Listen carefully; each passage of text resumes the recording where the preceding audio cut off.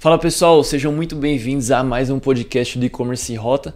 E hoje eu estou aqui com o Paulo e com o Arthur da empresa Turum eShop. Se você está aqui para se inspirar e aprender com estratégias valiosas de quem realmente vive de vendas online, você está no lugar certo. E antes de começarmos, queremos agradecer aos nossos patrocinadores, a J3 Flex e a J3 Express, por apoiarem o nosso canal. Bom, Paulo, Arthur, sejam muito bem-vindos ao nosso podcast. É um prazer falar com vocês, contar um pouco da história. E para a gente começar, quem é o Paulo, quem é o Arthur e como vocês iniciaram aí com essa empresa? Legal, prazer. Eu e o Arthur se conheceu, a gente era jovem aprendiz. Nós somos de Goiânia, Goiás, a terra do sertanejo. Show. E nós conhecemos lá em Goiânia como jovem aprendiz. Eu tinha em torno de 15, o Arthur tinha em torno de 16 anos, na farmácia de manipulação. E depois disso nossa amizade foi andando assim, junto por muito tempo. A gente trabalhou como barman junto, então o Arthur já foi meu chefe lá de bar, em formaturas de medicina em Goiânia, e aí a gente sempre trabalhou um com o outro, e aí dava muito certo porque a gente trabalha bastante, então acabou rolando aquela parceria bem agradável, sabe? Sim. E Arthur, um pouquinho sobre a sua história, como vocês, né, ele já falou que vocês se conheceram, já trabalharam junto, e o que você fazia antes de conhecer o Paulo, e depois como vocês decidiram ali implementar a empresa, iniciar esse negócio juntos? Bom, um pouco antes da gente vir para São Paulo, eu estava assim trabalhando numa empresa chamada B2 Eventos, a gente pegava eventos muito grandes. Veio aí uma fase bem interessante onde eu consegui me desenvolver com pessoas, porque eu tinha uma equipe com mais de 150 barmans. Certo.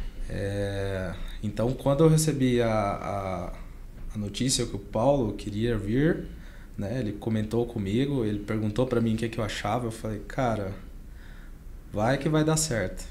Não esperava até o momento Sim. que eu iria também vir com ele, né, futuramente. Então em 2019 foi quando definitivamente ele veio, passou uns 6 meses depois, eu vim a convite dele, é um passeio, aí a gente conversou, voltei para Goiânia, organizei as coisas e já vim com o carro e com as poucas coisas que tinha ali, tudo dentro, cara e coragem. Sim. E era a pandemia, então ele trabalhava com eventos, aí chegou a pandemia. Aí parou tudo. Acabou, né? Assim, o trampo dele acabou. Eu falei, cara, aqui tá bombando, assim. Aí ele já aproveitou e veio me salvar, me socorrer. Sim. E nesse ano que vocês vieram, 2019 ali para 2020, você já veio para trabalhar com e-commerce ou você estava trabalhando com alguma outra coisa? Depois que eu saí da artesanal, da farmácia que eu conheci o Arthur, eu fui pra loja no Camelódromo, nessas lojas de quiosque. E aí a gente começou a vender online alguns produtos de informática, que eu já gostava, já desde moleque jogando e etc. A gente viu que o maior número de venda nossa era para São Paulo. Então quando eu vi que meu fornecedor estava em São Paulo, meu cliente também, isso eu falo em 2015, né? Sim. Que quase ninguém comprava na internet, aí eu falei, então não faz sentido eu continuar em Goiânia, se eu for para São Paulo vai potencializar muito mais. E aí, em 2019 eu decidi vir e realmente a gente encheu o carro e veio aqui para São Paulo. E começou no e-commerce 100%. Certo. E por que você escolheu esse nicho para trabalhar com eletrônicos? Você tinha alguma familiaridade ou foi mais a oportunidade que você encontrou mesmo, vocês encontraram? Familiaridade. Desde moleque gamer, Sim. Com 12 anos eu ficava no Corujão, na Lan House, então assim, viciado em produto gamer mesmo. E aí, tanto que os produtos é o que a gente usava, que a gente começou a colocar para vender. Então não foi meio que um acaso, não foi aquele estudo de empresa para criar uma empresa. Sim. E meu irmão, desde moleque, ele abre os computadores, quase colocou fogo em casa mexendo com eletrônica, então acho que ele me inspirou um pouco assim, desde criança. Sim. E falando um pouquinho dessa parte de eletrônicos que vocês começaram, como que foi esse início ali, a jornada sua, né, depois para o Arthur entrar? Como que foi esse início em 2015? Você começou a vender diretamente pelo Mercado Livre, Marketplace, ou qual foi a forma que você iniciou? Mercado Livre. A gente estava vendo um potencial no Mercado Livre. Naquela época ninguém conhecia, né, direito. Né? Era mais a molecada quem mexeu um pouco já com a internet. Então o envio no Mercado Livre era super complicado, você tinha que criar uma landing page para fazer o anúncio. O envio era por conta sua, você tinha que contratar o Correios ou algum outro transportador que quase não existia naquela época ali para conseguir enviar os seus produtos. Então, o Mercado Livre foi o início, assim. Depois que eu vim para São Paulo, que a gente foi começar Americanas, B2W, né, e outros marketplaces. Sim. E Arthur, para você, como que foi essa mudança, né? Sair de Goiânia, vir para São Paulo? É uma cidade meio caótica, muito trânsito, muda o tempo 4 vezes por dia. Como que foi para você essa adaptação? É até interessante falar sobre a mudança quando se trata de São Paulo, porque depois de estar aqui que eu sinto falta de umas coisas simples, como a comida, né, que a gente tem costume desde de criança, no caso. Comida caseira, né? Pamonha, a moda, que eu não acho fácil, jantinha e x-tudo de lá é excepcional, realmente é muito bom. Realmente foi uma aventura muito grande se tratando de deixar um emprego, uma estabilidade que tinha ali e vir para São Paulo arriscar totalmente, onde até então eu não tinha nenhum conhecimento, nem experiência básica de e-commerce e como se daria ali ao longo do tempo, né? Sim. Como seria essa jornada, né? Essa nova fase, essa nova mudança. E como que foi como que foi vender na pandemia, né? Porque antes da pandemia de 2019, meados de 2017, a gente tinha uma realidade no e-commerce que algumas empresas já estavam crescendo, o Mercado Livre não era o Mercado Livre de hoje, né? Tava muito mais amador, você sabe muito bem disso. E como que foi no e-commerce, cara? Porque a gente fala que a maioria das empresas e alguns que nós conversamos aqui, a maioria começou tudo na pandemia, né? Porque ou tinha loja física, ou a pessoa já vendia, mas vendia de uma forma um pouco amadora. Como que foi para vocês a pandemia? Essa crescente foi muito alta? Então, essa é a parte boa de ter iniciado já no e-commerce antes da pandemia, né? Porque aí eu já tinha um conhecimento e um pouco de estrutura. Tava novão ainda, acho que eu tava com 25 quando eu vim, e 25, 26, então faltava um pouco de expertise, mas a pandemia foi o que criou a empresa. Infelizmente, assim, né, teve o lado bem triste da pandemia. Minha esposa trabalhou no hospital por bastante tempo aqui, mas a gente aproveitou esse momento ali para conseguir fazer caixa. Foi quando eu realmente comecei a ver movimento, ver dinheiro, negociação, produtos acabando e não tendo mais, né? Então, assim, eu trabalho com produto de informática. Pandemia, o pessoal comprou webcam. O webcam que antes custava R$150 começou a custar R$600, R$800 porque foi em falta no mercado. A gente começou a vender muita placa de gravação de vídeo, né? Então o pessoal usava muito ali na igreja, tipo, em todo lugar o pessoal estava gravando para conseguir fazer a comunicação com os colaboradores, ou enfim.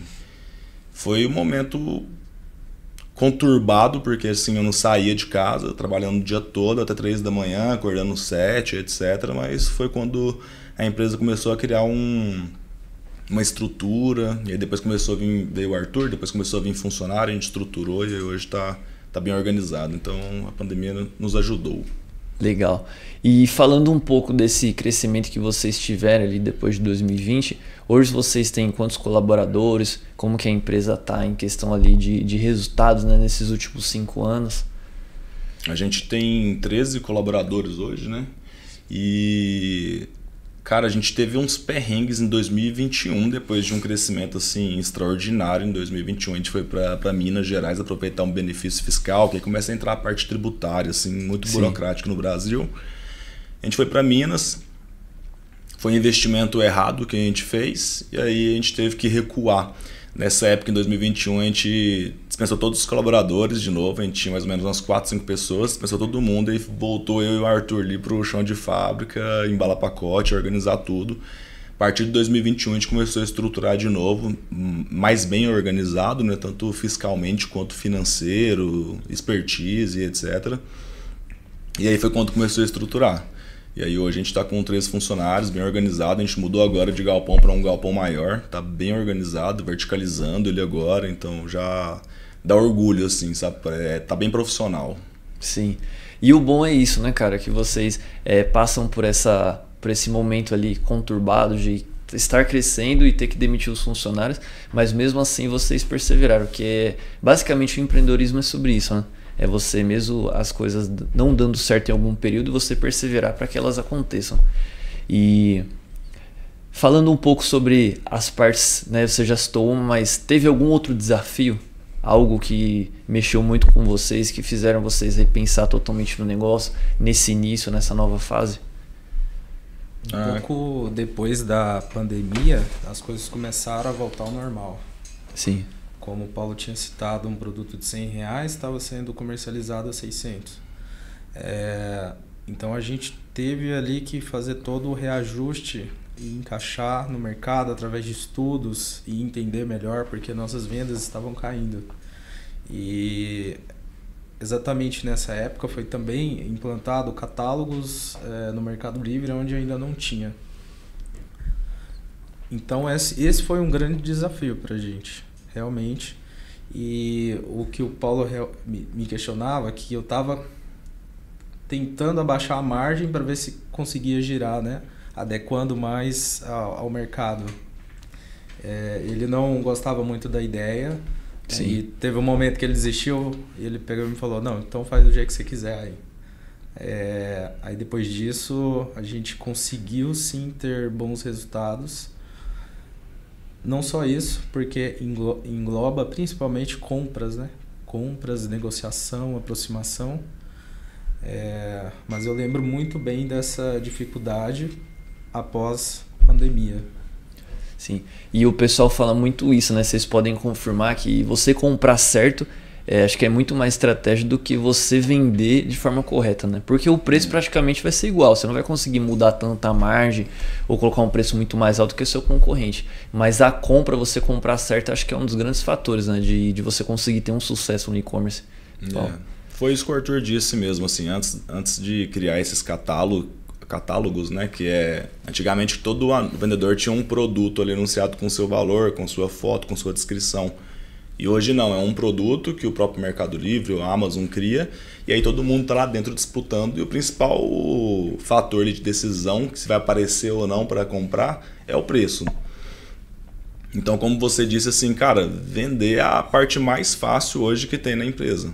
Hoje é muito fácil anunciar, você anuncia em 10 segundos. Antigamente a gente demorava bastante, 1 hora para criar um anúncio, hoje não.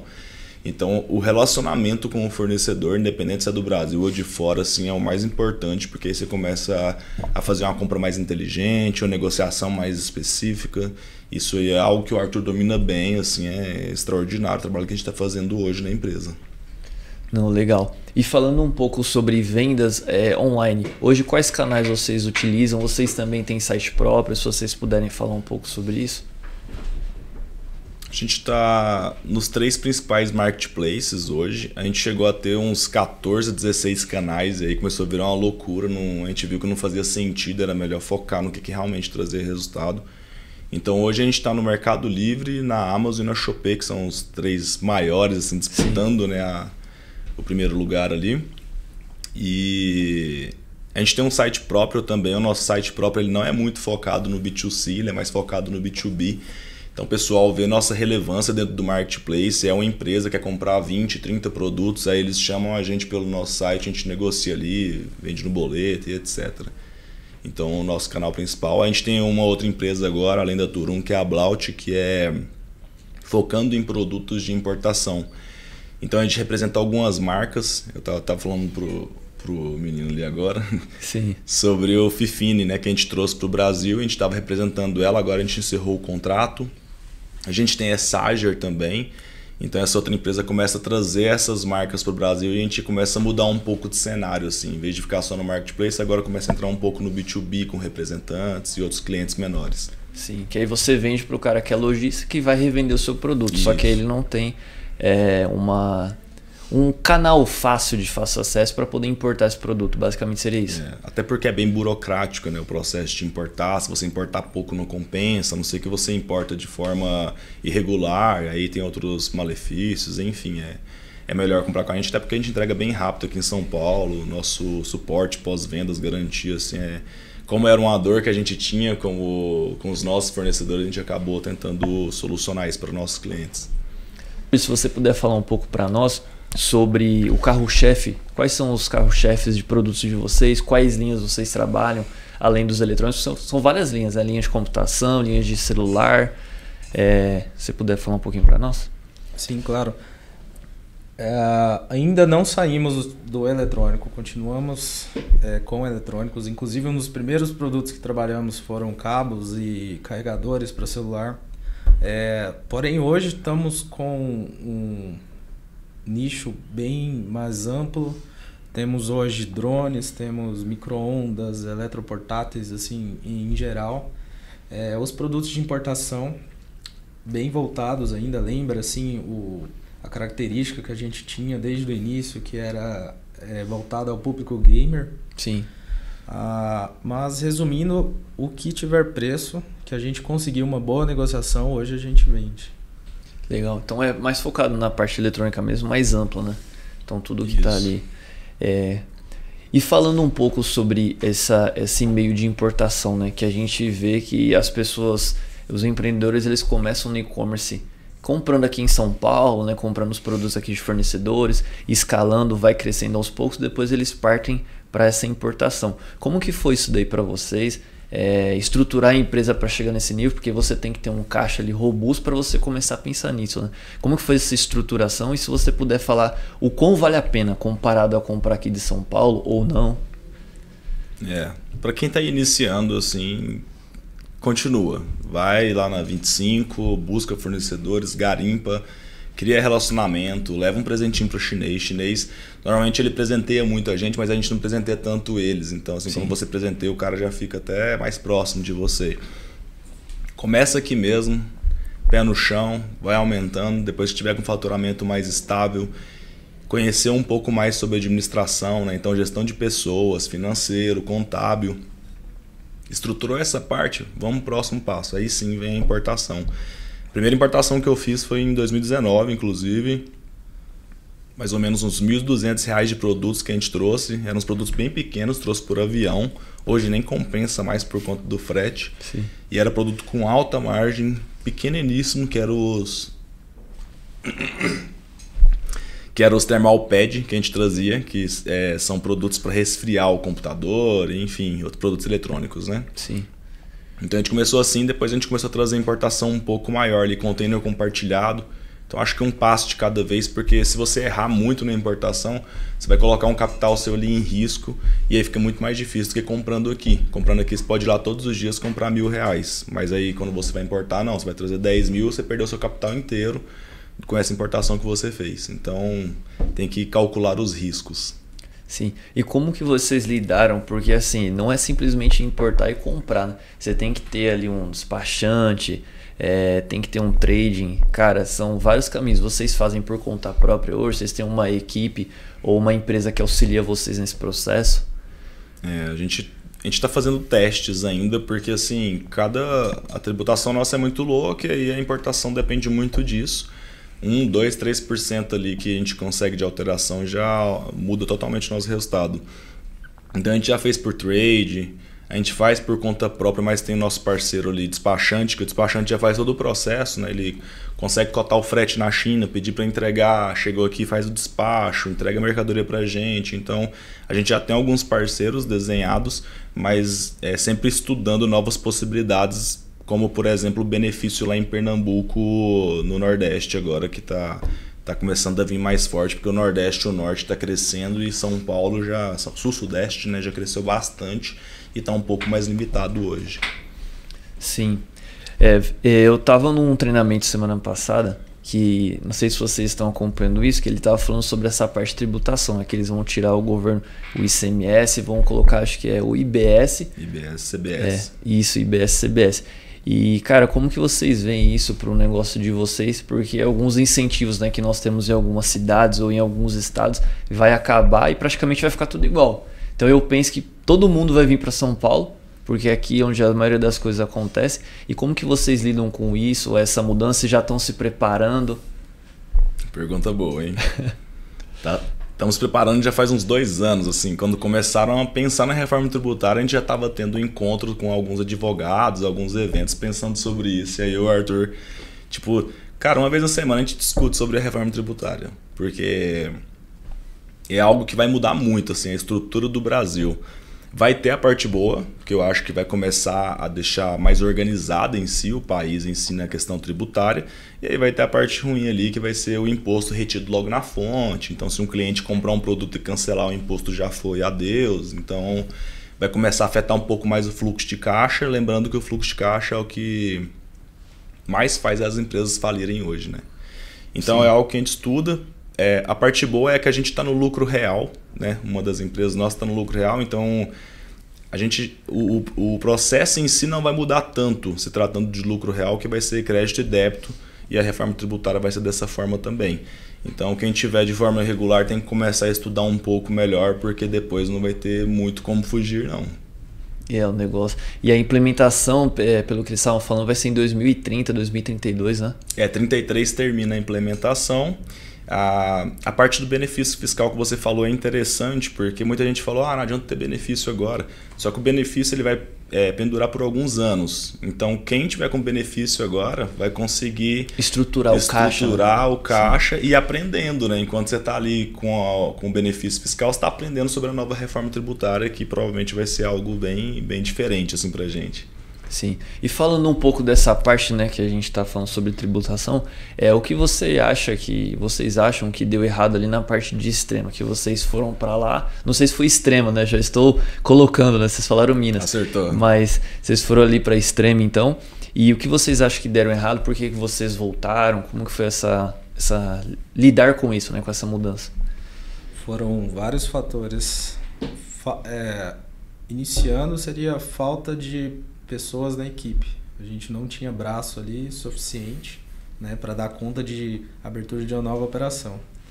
E em segundo, e talvez até mais importante, seria a falta de experiência nessa área tributária, onde serviu de ensinamento para a gente que depois dessa etapa, hoje a gente pode-se dizer que tem um nível bem bacana de conhecimento em questão tributária, créditos, débitos e afins.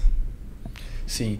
E falando já sobre canais de vendas também, como que vocês estão olhando para outros canais? Por exemplo, o TikTok, que está crescendo muito no TikTok Shop, ou outros canais, por exemplo, representantes que vocês comentaram mesmo no B2B. Como que está essa mudança ali para vocês? A gente está estruturando agora a parte de SDR e Closer dentro da empresa. Para quem não conhece, assim, quem usa muito isso é o software, né? Pessoal que vende software. Então, o SDR é aquele cara que fica te ligando, te mandando e-mail, te enchendo o saco ali até conseguir te converter de alguma forma. E o Closer é o cara que vai fechar o vendedor. A gente está estruturando isso na empresa agora para o B2B, para conseguir trazer mais clientes. A gente tem um grupo de representantes também. Então, a gente está ampliando esses canais. TikTok é uma coisa sensacional, assim, sabe? Sim. A gente não tá no TikTok, porque o nosso produto é um pouco mais complicado, assim. Um cara não vai ficar vendo um monitor ali da Samsung e de repente comprar no TikTok. Então eu vejo mais para produtos de beleza, produtos de casa, né? Que a pessoa olha e tem aquele interesse de comprar. A rede social é mais para isso, né?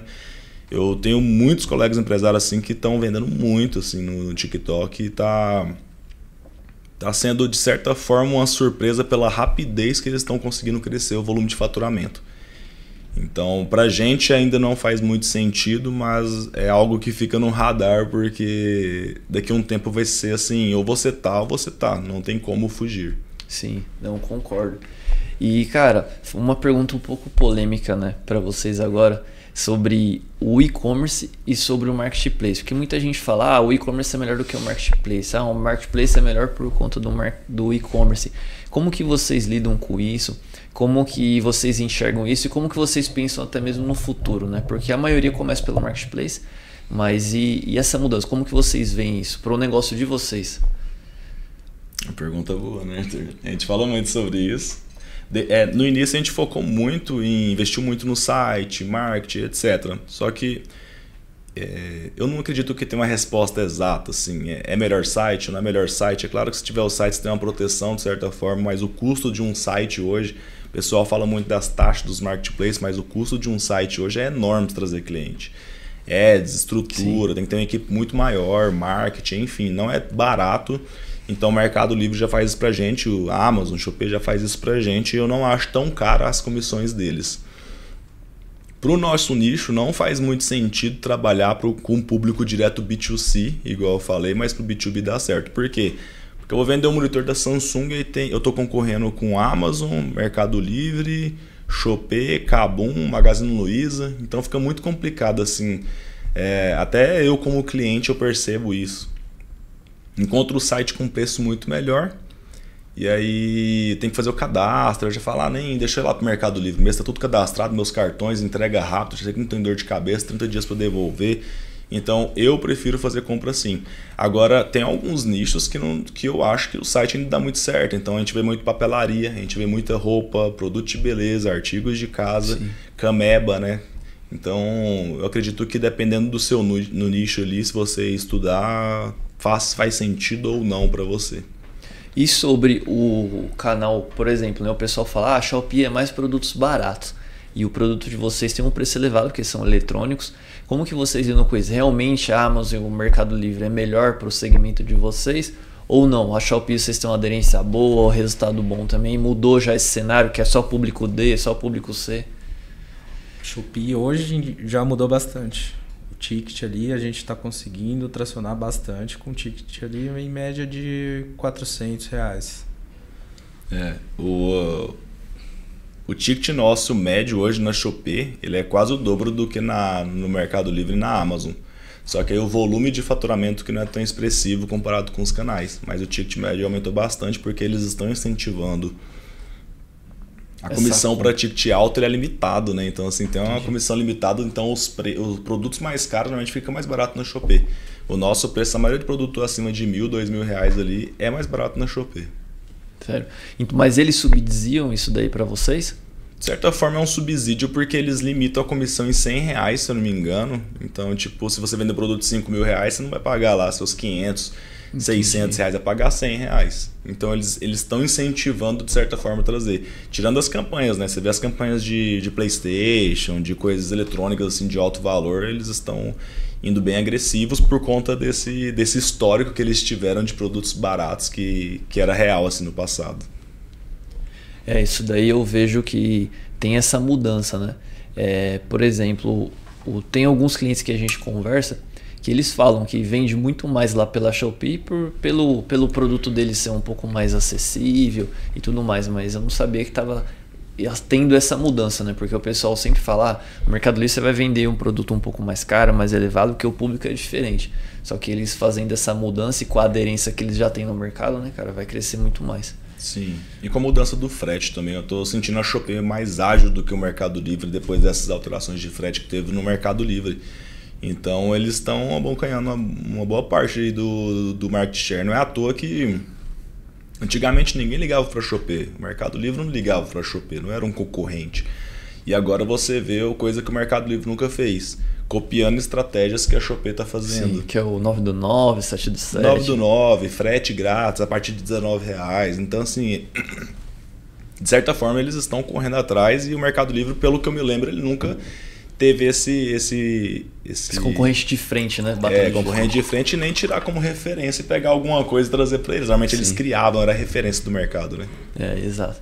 Mas isso é bom, né? Isso é bom para quem vende, para quem compra, porque eles brigam entre si ali. Por exemplo, o caso da 99, né? Isso. A gente pediu lá, um final de semana, pediu uma comida. Cara, um negócio 3 vezes mais em conta pela 99. Então eles começam a fazer essa guerra entre eles e a gente acaba ganhando, né? Como consumidor, como vendedor. Eu mesmo tô pedindo mais 99 do que iFood. E na verdade eu não peço iFood já faz umas 3, 4 semanas já, porque eu tô só no 99 e agora esperando a Meituan chegar, que é aquela empresa chinesa que tá vindo para concorrer, vai ficar uma briga boa. Não, verdade. E falando um pouco sobre a parte logística, como que vocês fazem hoje? Vocês têm um armazenamento próprio, faz fulfillment ou não? O produto de vocês vai para o full do Mercado Livre, da Shopee, da Amazon? Como que vocês lidam com essa parte de estoque? Hoje a gente está com o CT próprio em São Caetano. Sim. Atuamos fortemente nos full do Mercado Livre em 3 contas, inclusive a principal. No full da Amazon também, não com tanta relevância como a do Mercado Livre. Eu acredito que por falta um pouco de praticidade ali, de manter de manutenção da plataforma. E o próximo objetivo agora seria abrir mais um full em Extrema. A gente fechou lá, né? Como o Paulo tinha comentado. E como hoje a gente já está estruturado, já tem toda a experiência, a gente pretende atuar como full lá em Extrema, onde a gente já também tem um benefício fiscal lá. Certo. E é mais vantajoso, na opinião de vocês, hoje na estrutura de negócio de vocês, ter esse fulfillment próprio ou terceirizar? Como que vocês lidam em relação a isso? A preço, custo, oportunidade? Tem um colega e mentor nosso lá, que é o Elcio, que ele é um dos maiores vendedores de brinquedo do Mercado Livre, Amazon, assim, é enorme o cara. E aí ele falou uma frase há pouco tempo que eu fiquei pensando, né? Ele falou assim, a fulfillment agora vai virar commodity, né? Então antigamente era um negócio diferenciado, mas hoje tem um monte de empresa fazendo isso. Sim. E não tem tanto segredo mais. Então antes realmente a gente estava aprendendo como lidar com um CD e hoje não tem esse segredo. Tem código de barras, tá tudo muito mais fácil de lidar. Então assim, por que a gente vai focar em ter vários CDs se a gente pode terceirizar isso e focar realmente na parte comercial, desenvolvimento de produtos, desenvolvimento de pessoas e outras questões, sabe? Então realmente a gente vai terceirizar esse fulfillment em Extrema, e se der certo a gente vai começar a abrir em outros estados ali de forma estratégica. Então, para vocês, compensa mais terceirizar essa parte para não ter dor de cabeça ali com um funcionário que cuida de estoque e organizar tudo isso daí, porque dá trabalho, né, cara? Dá trabalho. E aí o custo hoje também é muito alto. Tanto o custo financeiro quanto o custo de pessoas. Então, assim, cara, o tempo que a gente gasta ali para estudar, você vai criar, vou verticalizar um galpão. Não é só verticalizar, você tem que ver a metragem, qual maquinário que você vai comprar, porta-pallet, rua, estrutura. Aí o pessoal já tem expertise, faz isso o dia todo, por que eu vou ficar quebrando cabeça com isso? Então a gente perde dinheiro de duas formas, né? Então terceirizar eu acho que é o caminho, que é algo que já acontece lá fora também, em países mais estruturados. Sim, e sem contar que você também foca na parte principal, né? Que é cuidar do negócio, parte estratégica, gestão e vendas, né, cara? Essa parte operacional você deixa ali para eles. E hoje, na opinião de vocês, qual é o que opera melhor e qual é o que vocês saem mais vendas? É pelo Mercado Livre, pelo Full, é pelo da Amazon, é pelo da Shopee? Como que vocês estão lidando com isso hoje? Pode-se dizer que é 95% Mercado Livre. Sim. E grande parte dele, 70% sai do Full. Por termos o CT próprio, a nossa vantagem, conseguir subir um pouco a margem, são os nossos envios flex. E por tratar de ser São Paulo também, né?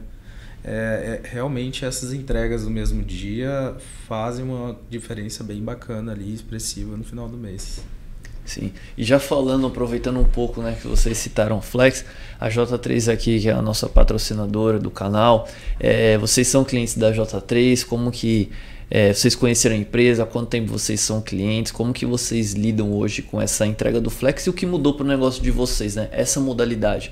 Aumentou as vendas realmente, você ofereceu um serviço de entrega no mesmo dia para o cliente aqui em São Paulo, ou o Full é melhor? Qual a opinião de vocês em relação a isso? J3 foi a primeira parceira nossa de Flex. Isso lá em 2019, de novo, né? 2019, 2020, eu acho. A primeira parceira nossa de Flex foi a J3. O Flex, tipo, cara, mudou a questão que a gente discutia muito, que era sobre margem. Volume de venda não é mais expressivo do que no Full. O Full vende muito mais, só que ainda quando a gente pega a margem ali, a margem do Flex é muito melhor. Então tem alguns produtos que o nosso preço não é o melhor do mercado. Sim. Só que quando a gente coloca no Flex e aí a pessoa comprando até 4 horas da tarde, a gente entrega no mesmo dia, cara, eu já comprei várias coisas pelo dobro do preço para entregar no mesmo dia que eu precisava com urgência. Sim. Então assim, acaba virando um mundo à parte. Tem colegas meus que trabalham só com Flex, não fazem Full, é só coleta e Flex ali, porque realmente consegue puxar a margem. Então você acaba tendo menos dor de cabeça. Você vende 100 produtos, vai ter 3 RMAs, por exemplo, que é a média do mercado de 3%. Se você tá no Flex, você não precisa vender 100 produtos para dar aquela margem, você vende 20. Sim. E por que falando para o pessoal de casa, por que tem essa diferença hoje de margem que você disse? Porque o full eles cobram além da posição pallet ali que vocês têm que deixar o produto com eles, ou tem mais uma margem de contribuição um pouco maior do que em relação ao flex? Se puder explicar um pouco isso. O primeiro é essa questão do valor, que a gente consegue ter um valor maior, né? Então não tem como automatizar ainda, mas se tivesse uma forma de automatizar, a partir de tal horário, depois do corte do full, nosso preço vai aumentar aqui. Seria uma estratégia boa porque o cliente ia acabar comprando. Mas o que principal faz aumentar a margem é porque a gente acaba pagando um valor menor, né? Por frete fixo a partir de R$ 12,99. E aí tem vezes que a gente recebe R$ 40 de um pacote porque ele é maior, né? Maior, mais pesado, enfim. E aí esse valor do frete, essa diferença fica pra gente. Então isso acaba aumentando um pouco a nossa margem, principalmente quando a gente trabalha produto grande, que aí tem um frete um pouco mais puxado. E aí tem vezes que o lucro desse frete acaba sendo maior do que o lucro do próprio produto, sabe? Da venda do produto. Falando um pouco agora sobre novos canais, sobre o futuro ali do e-commerce, o que vocês estão planejando para a empresa de vocês? Vocês disseram que estão estruturando essa parte do B2B. Como que é o futuro aí nos próximos 5 anos do negócio de vocês? E se vocês estão olhando para novos canais, talvez um novo mercado, sair um pouco do eletrônico e talvez ir para um novo nicho, um nicho totalmente diferente que está crescendo? Uma pergunta de milhões, né? Sim. Eu e o Arthur, nós vamos para a China ano que vem, estamos organizando a viagem já. Assim, a China é um negócio meio complicado de fugir, porque realmente a gente está muito dependente dela, então a gente vai continuar desenvolvendo nossas marcas para aumentar a nossa margem, aumentar até o respeito, assim, né, de forma geral do mercado. E como nós estamos entrando no B2B mais forte, então eu acredito que esse vai ser o caminho, trazer produtos. A gente vai desenhar linhas ali exclusivas que a gente vai vender direto para o cliente, de algumas do B2B que vai vender direto para os pequenos lojistas, até que os que vendem online. E aí outra linha talvez para vender para a Amazon, que a Amazon já compra com a gente. Legal. Além disso, a gente traz algumas marcas para o Brasil, igual eu já citei, e aí o nosso objetivo é conseguir estreitar relacionamento com essas marcas e aí daqui a um tempo elas começarem a procurar a gente para trazer essa marca para o Brasil, com a nossa expertise, nossa estrutura. Então, os próximos passos que seja isso. Os fornecedores nacionais, a gente continua muito parceiro dos caras, então assim, tem fornecedor nosso que desenvolve um produto específico só pra gente, então ele importa aquele produto é nosso, entendeu? Essa proximidade ainda é muito importante com o fornecedor nacional. Tem gente que fala assim, vai acabar o negócio da revenda, o pessoal já está vendendo direto, mas tem algumas negociações que você ainda consegue sobressair. Desenvolvimento de produtos, exclusividade em algum SKU específico, ou até mesmo desenvolver um produto em parceria. Colado, você não né? tem capital, você não tem capital, pede pro cara trazer o produto para você lá, vende parcelado para você, diminui sua margem por enquanto, para você aprender como funciona esse mercado e estreitar relacionamento com o fornecedor. E aí depois conseguir desenvolver os seus próximos produtos ou até fazer, sei lá, virar um sócio de algum grande fornecedor seu. Legal. Tem algum produto que vocês podem dar citar aí pra gente que vocês, por exemplo, esse produto aqui nós desenvolvemos, foi exclusivo para nós, puder citar algum? A gente trabalhou bastante com a KCY há um tempo, a gente tinha exclusividade ali de alguns SKUs deles. KCY acho que vocês conhecem, né? Que é aqueles os fones de ouvidos que tem sem fio. É bem famosa a marca, acho que é a terceira maior do mundo. Então a gente tinha exclusividade em alguns produtos deles, que era só a gente que vendia em todos os canais. E aí os nossos produtos são nós que desenvolvemos, então a gente tenta pegar muito ali os detalhes do mercado. Esse produto aqui, essa marca é de vocês já. Isso, Legal.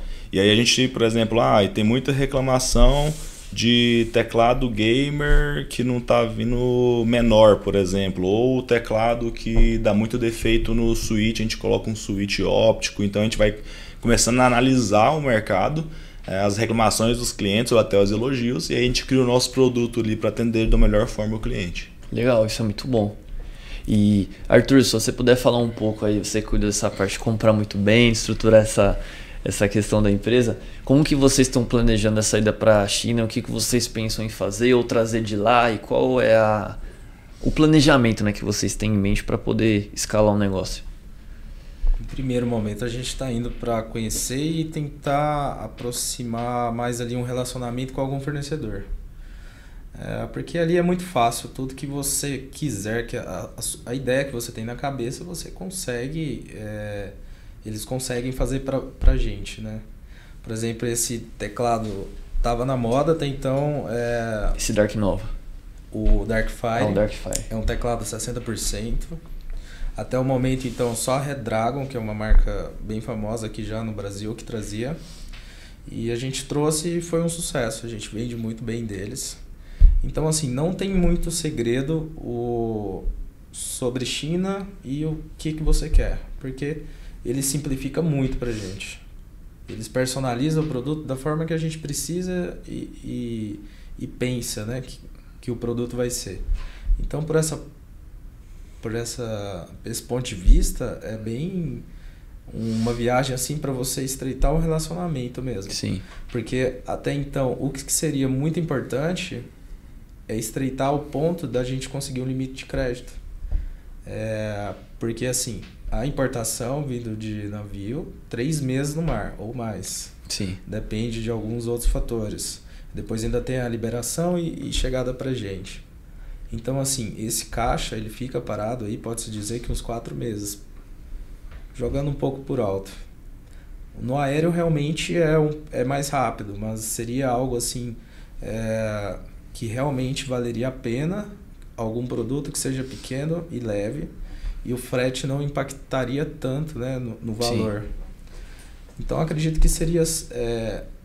na China, a gente precisa muito de um relacionamento. E tentar essa questão de um prazo, né, para que ajude a gente a controlar mais o fluxo de caixa também. Não, sim, concordo. E como que vocês, uma opinião e visão também, né, que vocês já estão trabalhando com isso, o pessoal fala que o chinês, se aparecer uma pessoa pagando um preço um pouco melhor, ele já sai de você, já vai com aquela outra pessoa. Como que vocês lidam com isso? Por exemplo, vocês fizeram esse produto lá com eles, e aí chega alguém amanhã querendo fazer e falou, não, mas eu tenho exclusividade com o cara, sei lá, é $1. E aí o cara, não, eu pago 1,10 para você fazer comigo. Como que é essa troca, como que é esse contrato com eles? Eles trocam assim mesmo somente por dinheiro? Como que vocês lidam com isso? E qual é a opinião, se vocês já estão vivenciando isso há muito tempo? A gente fala de chinês como se fosse uma pessoa só em específico, né? Mas assim, tem vários perfis de chinês ali, então sim, cada um vai ter a sua índole política. Assim, a gente já teve chinês que pisou muito na bola com a gente, mas a gente teve uma sócia chinesa por bastante tempo que foi extraordinária, assim, ela ajudou muito no nosso crescimento. O importante de criar a marca é isso, né? Porque aí se vier um produto, o chinês trazendo um produto, ele que seja vendendo com margem menor, porque eles conseguem trazer de outras formas para o Brasil, a sua marca vai ser muito importante. Então essa questão do brand, reforçar a marca, criar uma comunidade, isso é muito, muito importante para a gente. Existem alguns contratos, inclusive, e tem empresas grandes, igual a Apple, por exemplo, vai lá e desenvolve um produto com o fabricante e registra aquele design. Então acontece isso também, a gente consegue registrar um design tanto no Brasil, quanto lá na China e quanto em outros países. E essa guerra, inclusive, está acontecendo muito, tá? Tem pessoas de má fé no Brasil começando a registrar produtos genéricos e bloqueando alguns vendedores. Só que isso não pode, ele tem que provar que ele que desenvolveu aquele produto. Então está começando a vir para o Brasil algo que já acontecia lá fora, que é isso que você falou, assim, de se alguém chegar e comprar meu produto. Sim. Mas não é tão fácil assim, igual a gente imagina. E aí o relacionamento importa também. Tem muita gente que fala assim, mas aí ele quis vender pro cara, só porque o cara comprou 5.000 peças, eu compro 1.000. Cara, se eu sou um fabricante e um cara vai comprar 5.000 e o outro compra 1.000 comigo, eu vou dar preferência para esse cara se eu ver que ele tem um potencial de crescimento. Não faz muito sentido a gente também querer focar no pequeno lojista e ficar com ele para sempre. Sim. A gente quando for encontrar um fornecedor que está vendendo mais barato, eu vou ficar ali pensando no meu fornecedor antigo? Não, provavelmente eu já vou seguir com esse fornecedor se o produto for da mesma qualidade e vida que segue. Eu acho que negociação é isso, por isso que a questão do relacionamento é importante, porque aí talvez sim nesse momento o cara vai falar não, porque eu já tenho meu parceiro ali, ele está comigo há muito tempo. Então planejamento é sempre a médio e longo prazo, eu nem consigo ver planejamento a curto prazo hoje, porque demora. Relacionamento é o mais importante e isso demora bastante. E como e o que vocês vão visitar lá? Vocês vão visitar as fábricas, vão na Canton Fair? Como que vai ser esse período? Vocês já estão planejando? Quanto tempo vocês pretendem ficar lá? A gente está criando um roteiro ainda. O objetivo é ir para Hong Kong ou Shenzhen, né? E aí participar da Canton Fair, visitar alguns fornecedores, igual esses aqui, que ficam em Shenzhen já, que é do lado. Vai ter uma feira em Hong Kong também, que é bem curta, de eletrônicos, e depois subir para Yiwu. Yiwu é a cidade do tudo, né? Você vai lá, tem uma porrada de shopping que vende de tudo que você imaginar. Então, para produtos genéricos é bem bacana. A gente vai só dar uma olhada, ver se surge alguma oportunidade. Mas o nosso meio mesmo ali é Shenzhen, Guangdong e Hong Kong. Legal.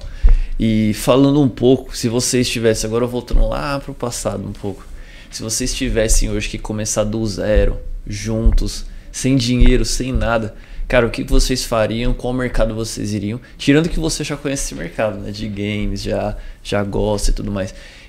Uma dica pro pessoal, né? Pô, a pessoa tá ali, trabalha num emprego, ela quer empreender, quer começar a vender online, quer começar no e-commerce.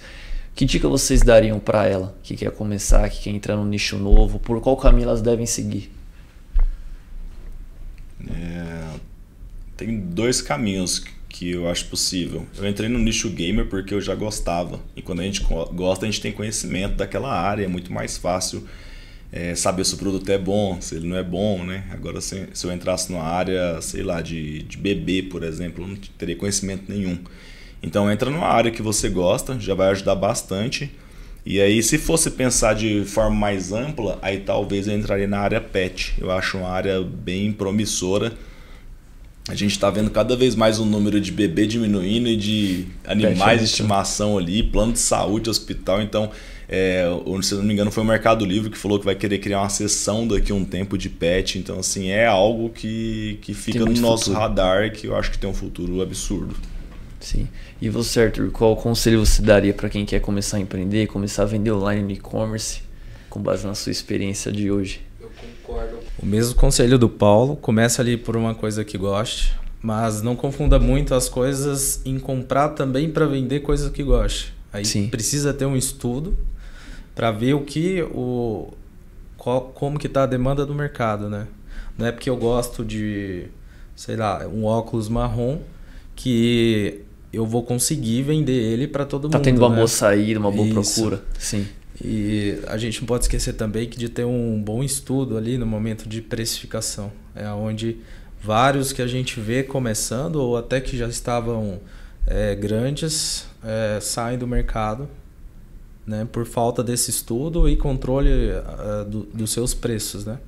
Uma vez que você começa a vender no prejuízo, você vai afetar seu fluxo de caixa e você não vai conseguir mais se recuperar.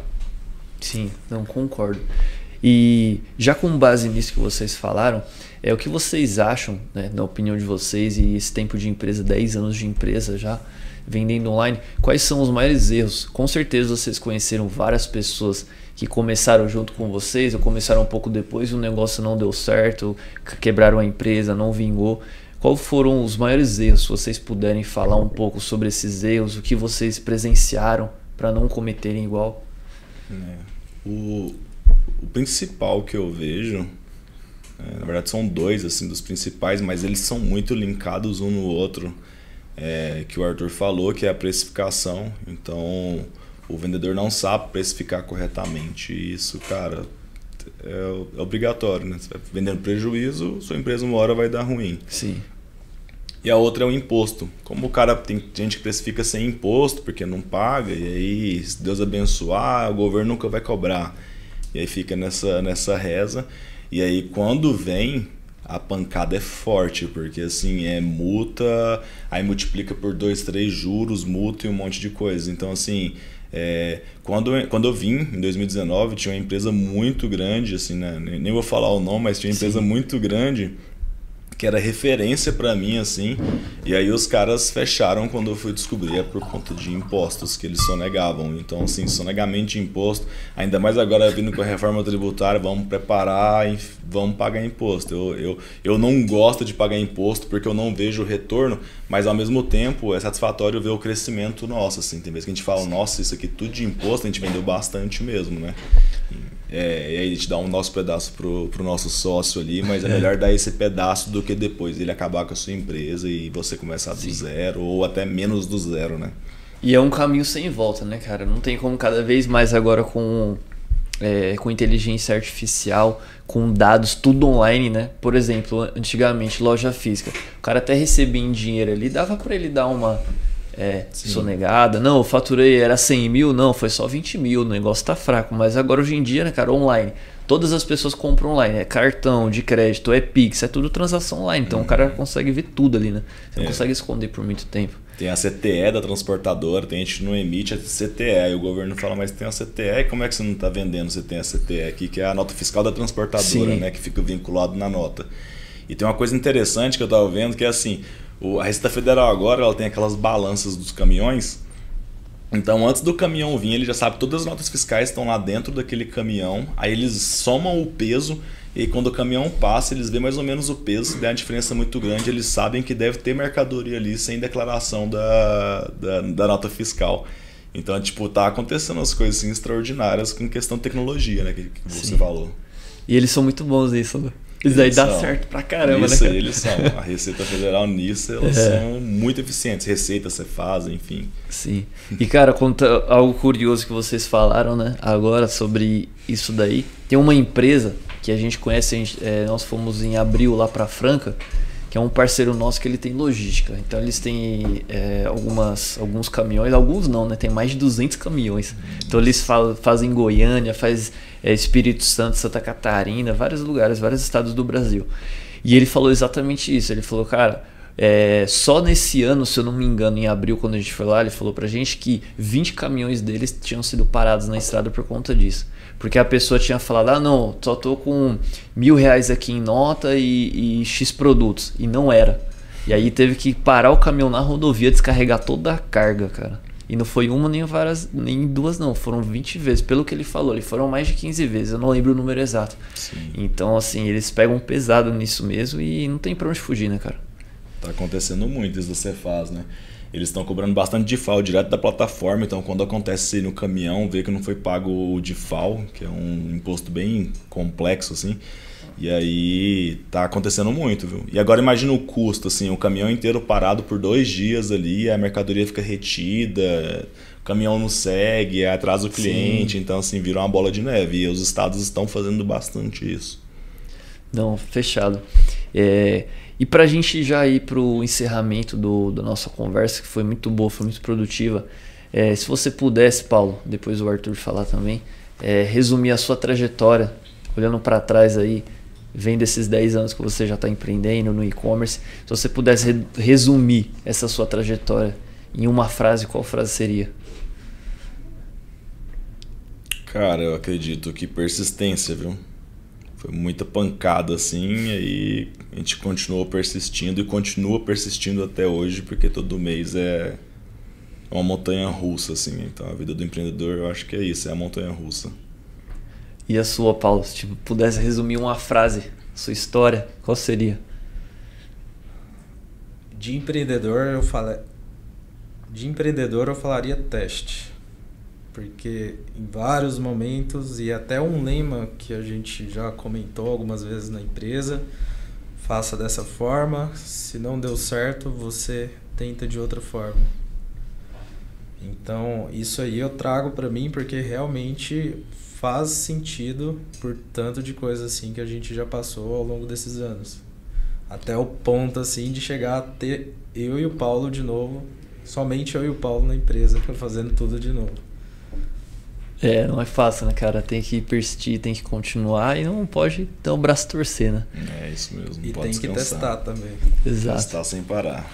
E querem deixar algum recado especial, uma mensagem para o pessoal que está nos assistindo? Isso aí é difícil, hein? Que tá no coração. Que tá no coração.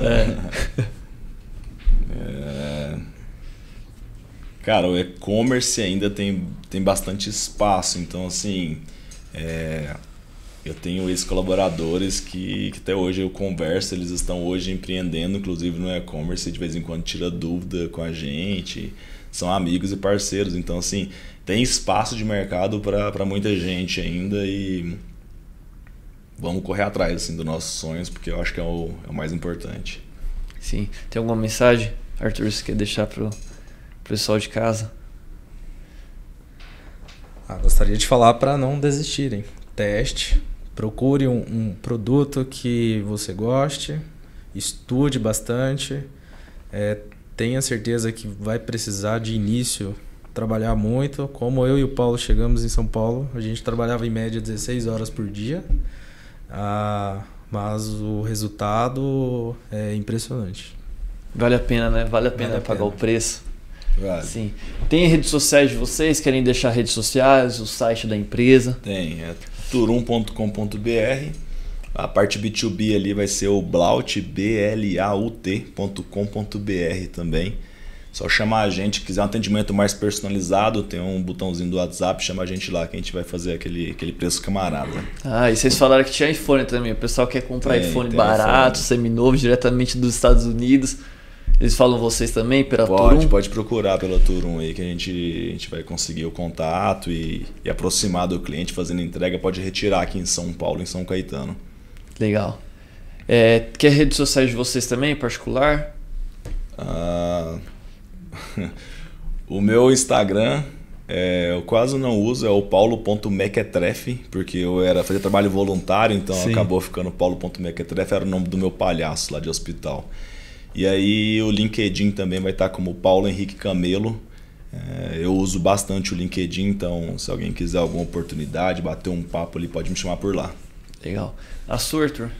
Eu uso muito pouco, tanto o LinkedIn quanto qualquer outra rede social, mas Instagram é só o Arthur Luz e no LinkedIn não é difícil de achar Arthur Luz. Legal. Bom, empreendedores, chegamos ao fim de mais um podcast e hoje tivemos a honra de conversar com o Paulo e com o Arthur da empresa Turum. Então, se você gostou desse podcast, dessa conversa, desse bate-papo, deixe seu like, se inscreva no nosso canal e envie para o seu amigo que está pensando em empreender, está pensando em começar no mundo das vendas online e no mundo do e-commerce, certo? Até o próximo episódio, contamos com vocês. Siga a nossa rede social E-Commerce em Rota e o meu Instagram, @lucasrochamedio. Muito obrigado e até o próximo episódio.